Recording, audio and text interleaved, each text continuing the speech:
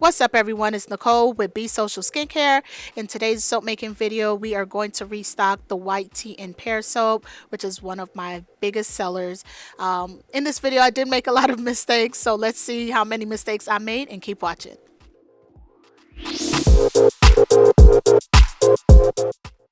Now, as you can see, one of the first mistakes that I made was to pour lye into this measuring bowl that I have. Unfortunately, I would not recommend using these bowls for your lye mixture because lye is powerful enough that it can melt. Now, our second mistake, I forgot to cut smaller pieces into my butters.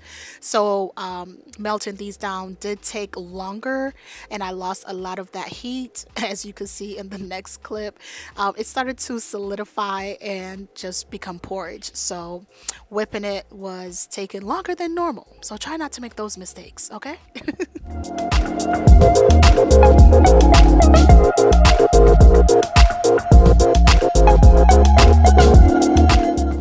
Now here I'm adding in my regular oils. I did add the titanium dioxide into this mix because I feel like it does help to blend it in much quicker. I also did add a few teaspoons of kaolin clay to help with anchoring the fragrance oil that I'm using because it does tend to kind of get lighter as the soap goes through the curing process. As always, taking my hand blender and just lightly mixing that so I can get a lot of work time since everything was starting to solidify quickly.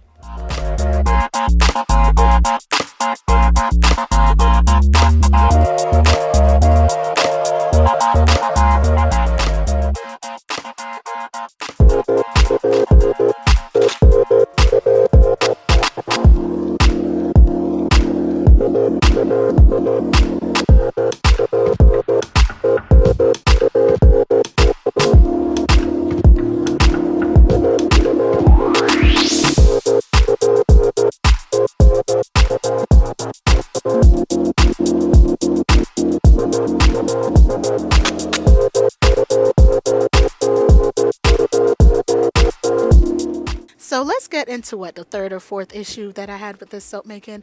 As you can see, my mica, I did mix prior and it started also to solidify because I used a lot of oils and it just did not turn out to be the color that I wanted. So I couldn't unfortunately make a new batch because my batter did start to seize. As you can see here, it's getting a little bit hard to pour into the mold, but we were able to get it in, and I did use my spatula here to kind of smooth out the top so I could get it going.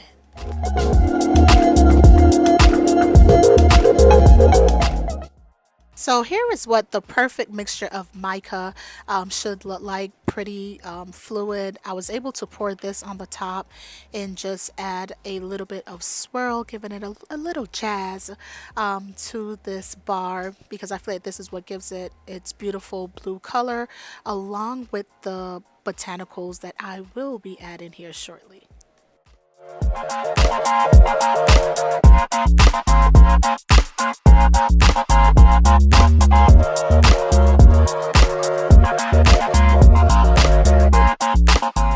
So let's talk about the star of this soap, which is some blue cornflower petals. These are actually made for tea, but I got it at a botanical shop. You can add it on top of soap making. Before adding it in, I went ahead and textured the soap. I could not find my spoon, so I grabbed one of my spoons that I add to my sugar scrubs and just started to add a little bit of waves to each side of the bars prior to adding the flowers itself. I'm also going to apply some sparkling mica, and it gets everywhere. Let me tell you, you definitely need to use this in an area that's well opened because it is going to be fairy dust everywhere.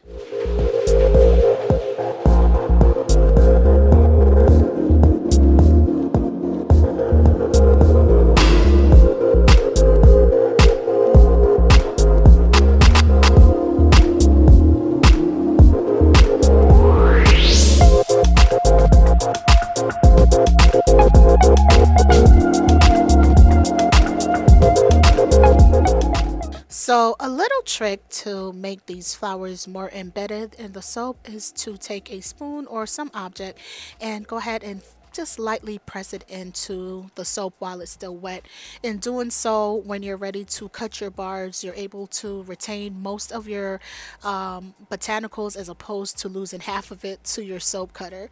So I go ahead and just lightly fluff this in prior to the soap setting, and I will reapply a little bit more mica on the top while it's wet. The last thing I do also add is my alcohol spray, and that just goes ahead and sets everything up so the mica does not get everywhere.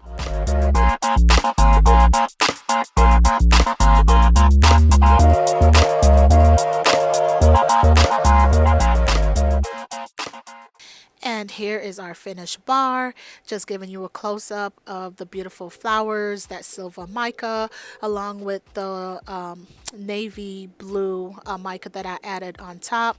I'm going to give this overnight set, and we're going to cut it and see what we got.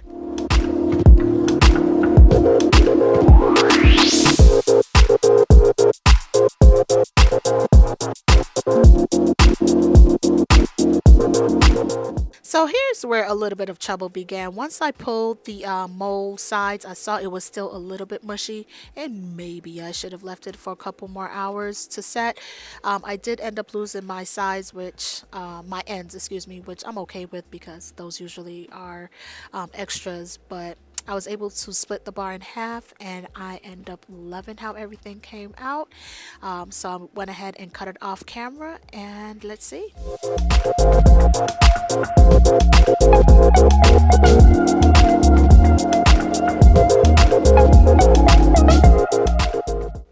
And here's a look at our finished product. I was, like I said, able to cut the bars off camera. Everything came out perfect. I was also able to get a few samples, which I will have in my shop around the 1st of March, because it does take at minimum 4 to 6 weeks for these bars to cure. So I'm pretty happy with how everything came out. I did not lose my colors for the top, and I'm just as happy as I could be. But y'all let me know what y'all think.